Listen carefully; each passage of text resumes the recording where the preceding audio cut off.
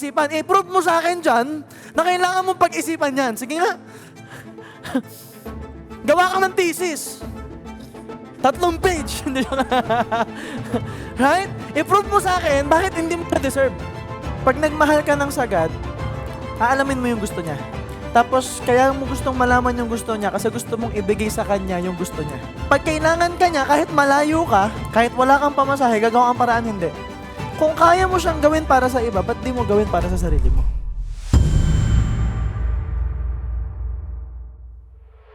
But yeah, I wanna dive in, I wanna echo on that. That's called self-love. And this is actually related to a lot of belief systems that we already have. We tackled this indeed. Number 1 is, I am enough, I am loved, and I am worthy. No? Ito muna tayo. So the idea around it is, number 1, may na-produce ka na ngang sale eh. May nagawa ka na eh. May na-solve ka ng problem eh. Bakit? Did it take a lot of effort to solve that problem? Yeah? Did it take a lot of time? Did it take a lot of risk? A lot of emotions? So, dami mong binuhos to solve that problem. Tapos pag bibilhin mo, mag-compute ka pa. Eh, na-compute mo na nga nung nag-solve ka ng problema. The idea around self-love, for you to know that for us to prove one evidence na alam nating worth it o worthy tayo, this is one proof ha. Pag may bibiling kang para sa'yo, di ka na nagdadalawang isip. Ang iniisip mo na lang, pasok ba sa budget? Pero kung afford mo naman at pinag-isipan mo pa, teka lang, bakit? Kasi kung ako, hindi mo tatanungin, bakit ko ito bibili? Hindi. Bakit hindi? Kasi ako mentor mo eh. Babalik tanong kita ngayon, bakit kailangan mo yung pag-isipan? I-prove mo sa akin dyan na kailangan mong pag-isipan yan. Sige nga.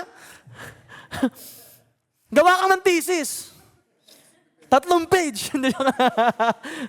Right? I-prove mo sa akin, bakit hindi mo siya deserve? Baliktaran natin yung equation.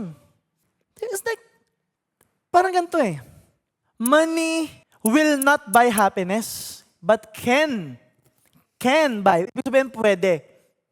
And if does, then go buy it. Nagigets? Kung ang pera kayang bilhin ng happiness mo, at nakita mo na yung happiness mo, at afford mo yung happiness mo, abay, bilhin mo na. Because it's stupid not to buy it. Kasi alam mo, mapapasaya ka noon, tapos hindi mo bibilin. Eh, iba nga eh, punong-puno na ng pera eh, hindi pa masaya eh. Na bagay, 100,000 sasaya ka, aba, gawin mo na. Kasi that's evidence na, uy, I did that for myself. Ang daming anchor nun eh. Pangalawa, every time na hahawa ka ng cellphone, this is new. Nagchat ka sa problema sa GC, may hindi natapos, okay lang, bago naman cellphone ko. Right? Nakakagana ngayon mag-create ng content. Kasi bago yung camera mo, you know, you do a lot eh. In the bigger question, ilang benta lang ba yun? Can I share with you a story? Yeah. So I know, I have this, I know this person, no? She's a young woman. She's a single mother. And, you know, all she do, so kumbaga, every week, familiar kayo sa facial care. Tapos yung ano yung katabi ng facial care, nakapartner niya, Marie France. Do you know how expensive that is? The freaking facial care. Tapos like, di ba yung facial, tutusukan yung mukha mo, 5,000 ang isang session doon, no? Tapos yung PRP, yung PRP is kukunan ka ng dugo, kukunin yung plasma ng dugo mo, susugatan yung mukha mo, ubuhos yung plasma ng sarili mong dugo sa siya. Tapos pag nag-heal siya, better, sabi. Hindi ko alam. That's 20,000 sa kanila. And then when you go there, iba na yung service. Kasi sa ibang yung mamurahing facial, di ba? Oh, ito yung soap. Ikaw yung mag-isa maghihilamos.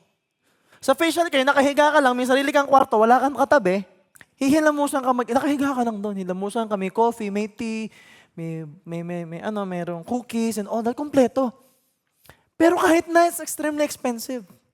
Sa akin. Para sa akin, kasi hindi ako mahilig sa ganun. Kung relo yan, okay. But the thing is, every week nandun siya. So ang services niya, 2 million siya per year ang ginagastos niya.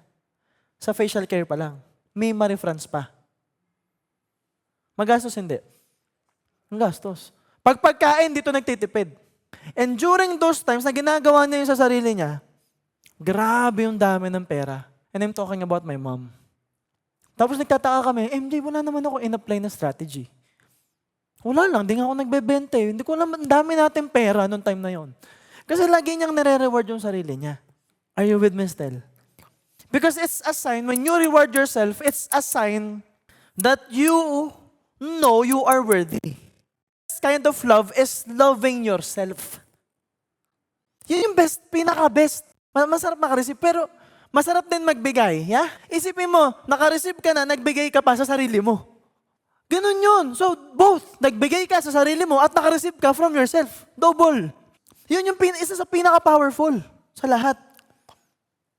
And then, if you have a partner who will agree with you, uy, deserve mo yan. Triple kill ngayon yan. Talaga, deserve ko. And then, meron ka pang community na ganito na isa-celebrate, tapos na. That's self-love. Ngayon, look at your phone, is now an anchor. Kakain ka na lang, ipapatok mo na lang. Tititigan mo pa siya eh. Bago cellphone ko. Parang ako ngayon, gusto ko mag-lead ulit, bago mic ko eh. Alam mo yun, may ako siya tinitingnan nung sa office. Sabi nga ni Jeff, uwi mo na kaya, sir? Yung mic, ayong iwan eh. Alam mo yun, kasi iba yung feeling that you're doing something for yourself. Lagi ko sinasabi, sino dito naranasan mo na magmahal?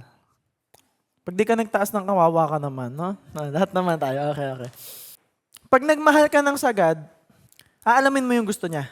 Tapos, kaya mo gustong malaman yung gusto niya kasi gusto mong ibigay sa kanya yung gusto niya. Yung pagkain gusto niya, mga bagay na gusto niya. Okay. Pag meron siyang na-achieve na goal, gusto mong i-celebrate kasama siya. Pag hindi siya okay, pakikinggan mo siya.